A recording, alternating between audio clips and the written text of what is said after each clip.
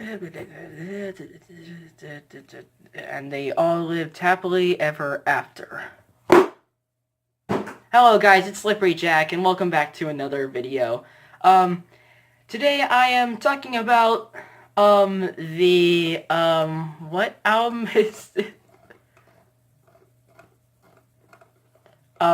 This is the 6th album by Aphex Twin, Syro, or Syro, however you want to pronounce it. Okay, where to begin with this? When this came out in 2014, a lot of Aphex Twin fans were going nuts over this thing, because it was the first album after a 14-year hiatus after DrukQs. So a lot of fans were just eating this thing up. I know a lot of people who even say that this is now their favorite Aphex Twin release to date. I'm not really sure I can. This is definitely not his best album, I'm gonna say that. And in fact, I've got a lot of, although like I've come to appreciate it a lot more, I've still got a lot of mixed thoughts over it. So this is Aphex is this is what Richard D. James called his pop album, or as pop as it's gonna get. And I can see how it's a lot more accessible sounding than some of his other stuff sounded, but it's definitely not stuff that you will be hearing on the radio, or that could be on the radio. But I'm just meaning more mainstream in like the IDM world. It's definitely still his sound. It's but just like done in more of a synthetic way.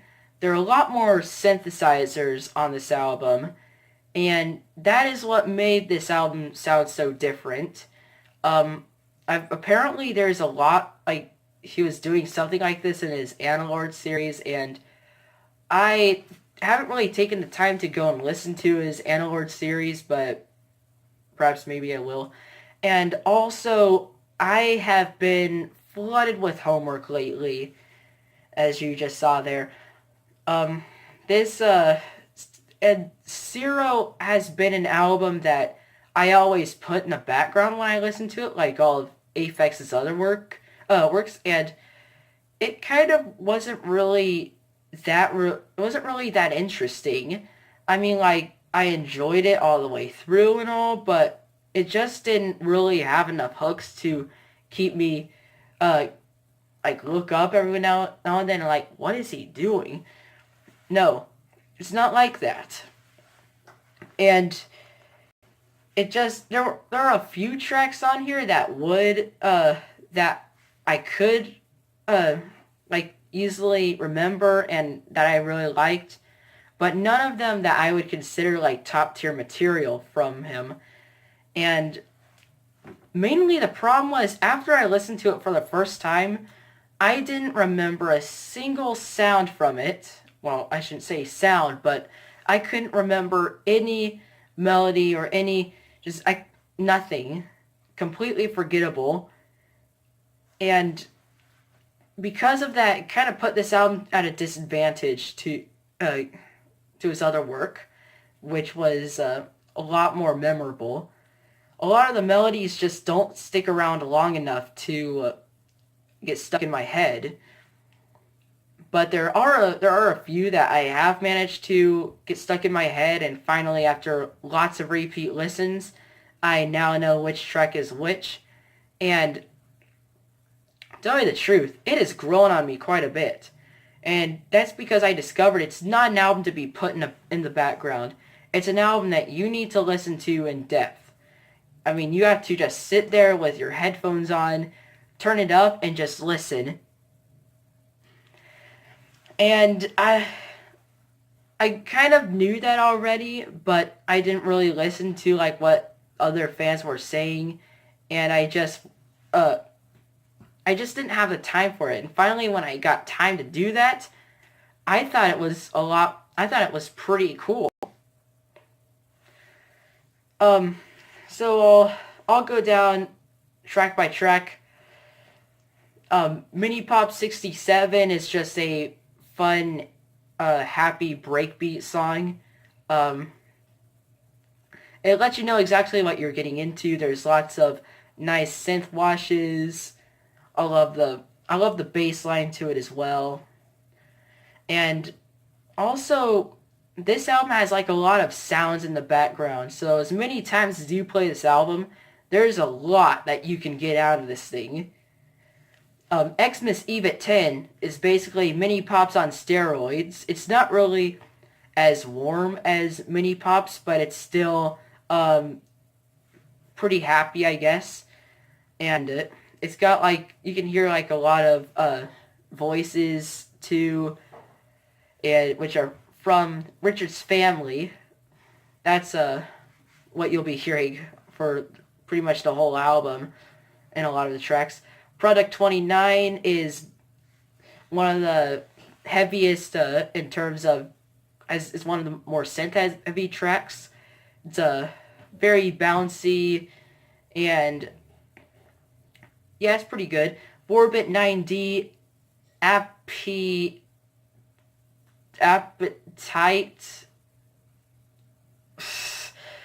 There's these tracks on the tracks on this album are hard. I swear, harder to pronounce than the ones on Drugs, but I'll just do my best. This is much darker than the previous tracks you've just heard. This is but that doesn't make it any less melodic or any less fun. I love the melodies here. It's got some great synth washes. Definitely an awesome track. 180 dB is what most fans consider their least favorite from the album. But I don't think it's bad at all. I think it's pretty good. In fact, this is probably the most repetitive song on the album. And I could really use this track here because, you know, it's just kind of a breath of fresh air.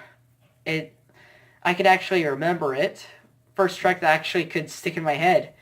Circlant 6A is the darkest track on the album.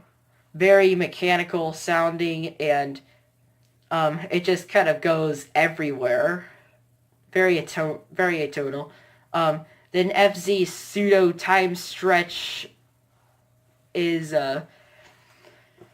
kind of continues that darkness that was in the past track, and then Circlant 14 is basically like the complete opposite of Circlant 6A. It starts out like all dark and techno-like and mechanical, but then starts sounding a lot happier and more melodic and soulful. And this is arguably my favorite track on the album. Really awesome here. Really awesome track here. Syro, the You for the